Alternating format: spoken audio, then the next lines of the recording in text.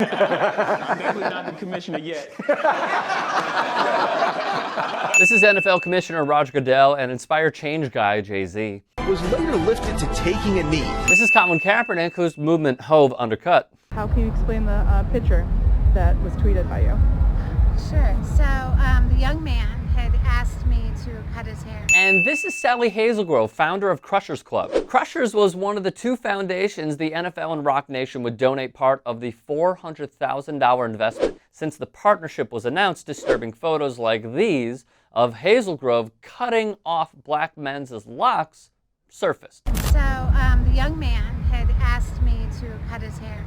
He said he wanted to make a change and he felt like he needed an identity change. So Lil Kellyanne here is selling you like she sold innocent Crushers. Don't take the bait. Hazelgrove's cognition traces back to her Facebook post reading, "I cut my own hair off when I was trying to change my life," which implies this is her teachings, or rather, there's a tweet for it. She liked Candace Owens' tweet about spreading conservatism to minorities. She would also write, "I don't see race children." To that I say, so what do you do at a traffic light? In a now deleted post, Hazelgrove tweeted others getting their locks off and another waiting in line. This practice was orchestrated by Hazelgrove, brainwashing her Crushers. He was dressed perfectly.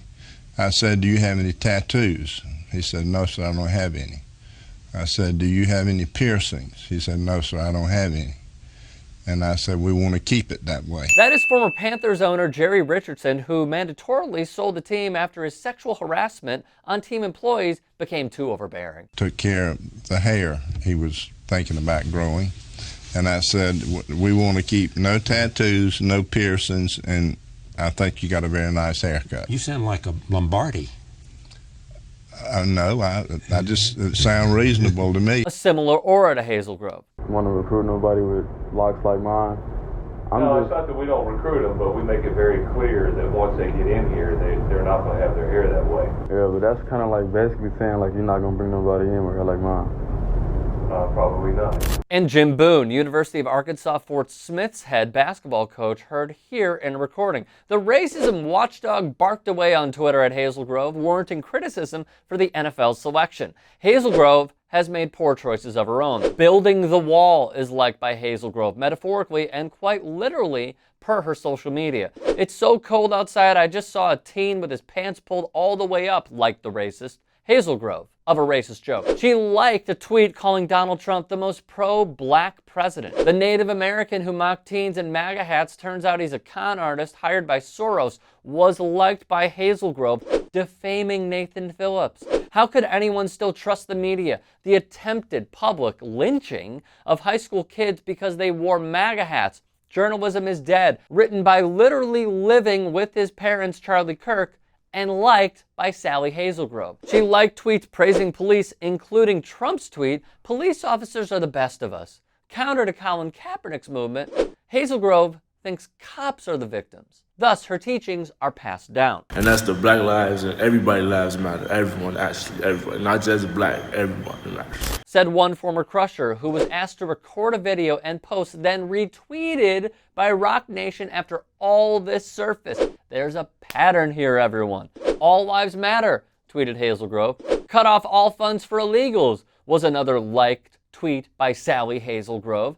After tweeting some of the most hateful shit on earth, James Woods was banned from Twitter. Sally Hazelgrove, however, supported his movement.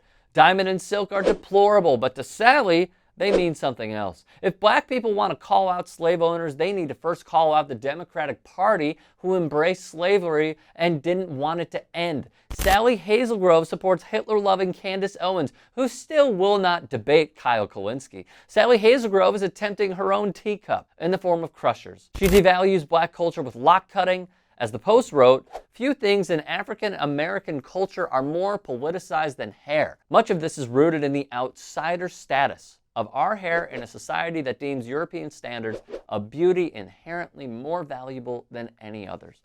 Rock Nation, yet to respond for comment. We await the reply. If you'd like to hear more thought-provoking content like TYT Sports on Facebook and to help in my journey to keep media independent, go to tyt.com/Rick.